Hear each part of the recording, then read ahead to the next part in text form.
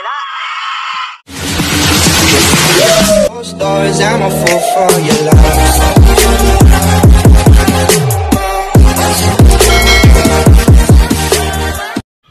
Good day mga ka-sports natin dyan. Cherry Tigo versus PLDT nagkakainitan agad sa kanilang unang salpukan dito sa PVL All-Filipino Conference, kung saan nga mainit talaga ngayon si Savi at syempre si Erica Santos ngayon ay babad rin sa loob ng court. Alam naman natin na may angking kagalingan talaga ang PLDT, subalit wag rin natin mamaliitin ang Cherry Tigo dahil ang Cherry ngayon ay isa rin sa mga pinakamalakas na rin na team, kung saan nga ay kapag natalo nila ngayon ang PLDT, 100% ay makakapasok nga sila sa semi-final. Subalit magiging mahigpit talaga ang labanan dahil malupit talaga itong si Savannah.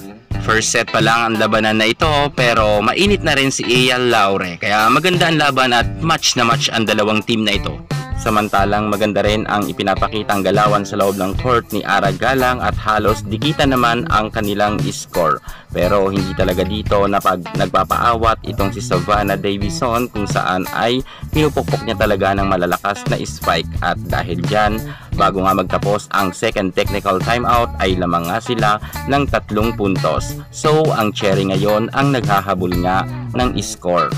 Subalit eto na nga ang nangyari pagdating sa duluhan, kung saan nga ay tumindi talaga ang Cherry Tigo at naungusan nga nila ang PLDT, at nagkaroon pa nga sila ng kalamangan nga at una pa nga ang Cherry Tigo na magkaroon ng set point. Subalit hindi nga dito naratel itong si Savannah Davison. Nahirapan lang nga talaga ang ibang teammate ni Savannah, pero itong si Savi ay talagang palaban, kung kaya nga kahit sabihin natin na sobrang lamang na nga ang Cherry Tigo sa score na 24-20, ay medyo nakadikit pa nga sila dahil yan kay Savannah, at inabot pa nga to sa score na 25-22. Pumabor nga lang to sa Cherry Tigo. Magandang laban at close fight talaga.